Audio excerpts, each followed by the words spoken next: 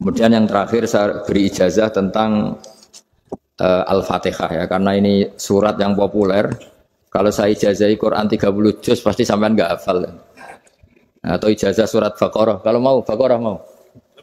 Ijazahi surat Baqarah mau 2 juz setengah. Mau Mas Asep? Ya Fatihah aja yang gampang ya. Nah, ya kulhu Fatihah ini paket ringan ini. Tapi pahalanya apa? Besar. Ini beda ya, artinya selama ini mungkin Anda baca tapi monoton ya. Tapi ini saya bacakan teks aslinya tentang istilahnya itu mazaya. Mazaya itu kelebihannya Fatihah.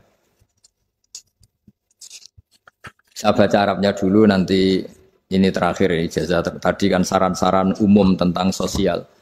Ya, pokoknya jadikan kebaikan itu punya nilai sosial yang baik lah. Jadi nanti orang yang nggak amanah nggak laku, ya calon bupati, gubernur, presiden yang nggak amanah juga nggak laku. Begitu juga kiai yang tidak amanah juga nggak laku, suami yang nggak amanah juga nggak laku, istri yang nggak amanah juga. Sehingga kebaikan ini jadi nilai sosial yang dalam tanda kutip sudah keniscayaan. Yang diinginkan Allah itu seperti itu, bukan kebaikan yang dipaksakan karena kekuatan negara. Maksudnya kalau bisa kebaikan itu tidak usah dipaksakan. Memang sudah satu kebutuhan. Kayak cerita-cerita di negara maju itu. Bahkan apapun jatuh itu nggak ada yang ngambil apa itu. Makanya gambarannya Mekah Madinah kan gitu kan. Barang jatuh nggak ada yang berani apa ngambil itu. Saking sudah jadi sistem. Nah, sehingga banyak negara di Eropa itu yang sampai nggak punya tentara, nggak punya polisi karena kebaikan itu sudah. Nah kita kan masih capek, polisinya aja capek, apalagi masyarakatnya karena kebaikan itu belum jadi nilai bersama. Nah kita selain ditopang negara, ada polisi, ada tentara itu kita usahakan kebaikan itu jadi nilai bersama. Tadi wa'tamiru bainakum bima'ruf. Dan kita punya reputasi yang bagus dalam bab ini. Saya masih ingat kecil saya itu yang jilbaban hanya keluarga kiai. Sekarang rata-rata masyarakat itu jilbaban. Dulu yang sekolah SMP, SMA itu jilbaban kadang dulu malah dilarang ya, harus sama seperti itu seragamnya. Sekarang sudah boleh. Dan nyaman. Lama-lama yang dapat simpatik ya yang pakai pakaian model tertutup seperti itu. Lama-lama gamane cara wong golek mantu ya golek yang seperti itu daripada yang blodor. Lama-lama jadi nilai bersama. Ya ingin saya seperti itulah. Di terminal juga sama. Orang mau makan cari warung yang kelihatan ada ayat kursinya, pakai jilbab atau paling enggak dia enggak mungkin lah nyuguhkan yang tiren atau yang haram. Akan ada garansi sosial. Ada apa? Ada garansi apa?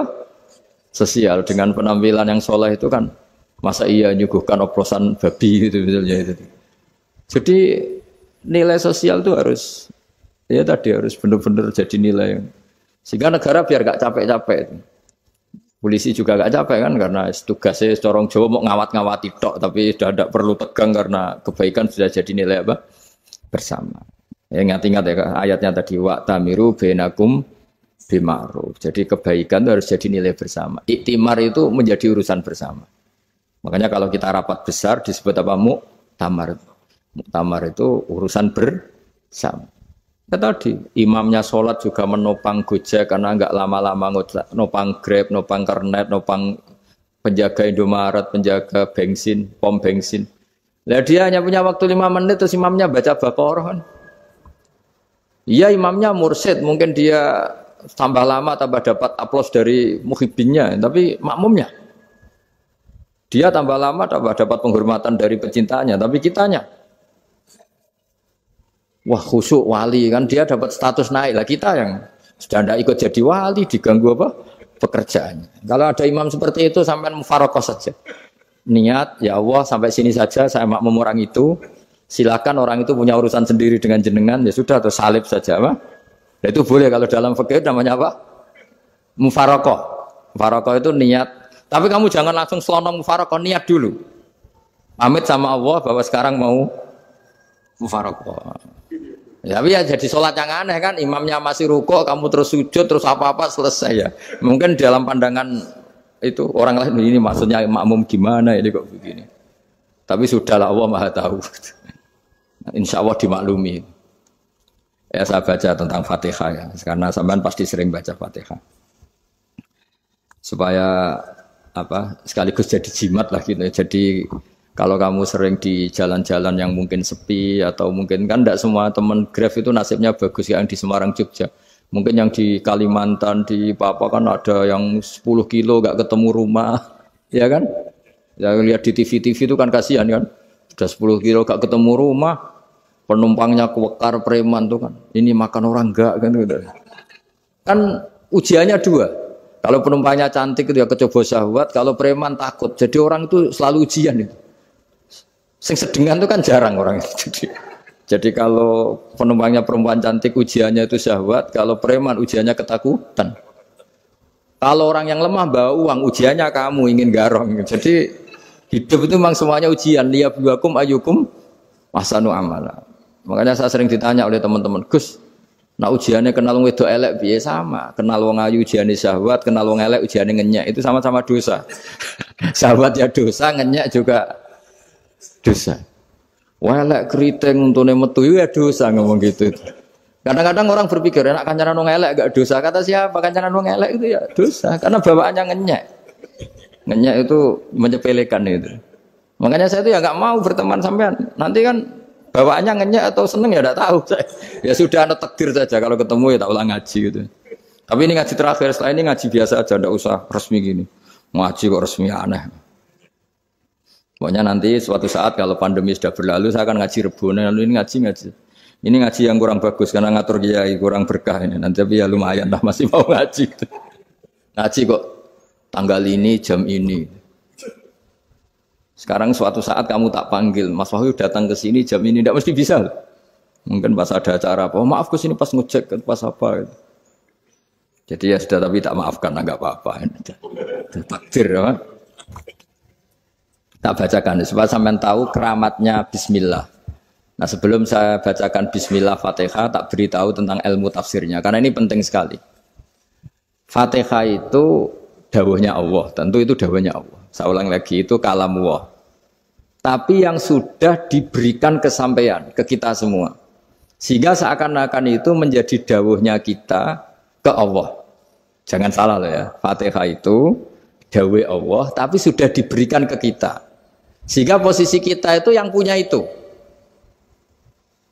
Nah kenapa ini perlu dijelaskan? Karena nanti ada kalimat iyyaka na'budu wa iyyaka nasta'in. Kalau itu masih kalam Allah, berarti Allah ngomong ke kamu, ngendikan ke kamu, kepadamu aku menyembah. Masa Allah menyembah kamu?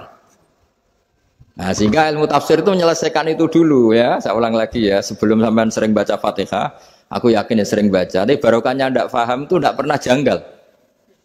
Enggak paham itu ya penting supaya tidak iskal, tidak janggal.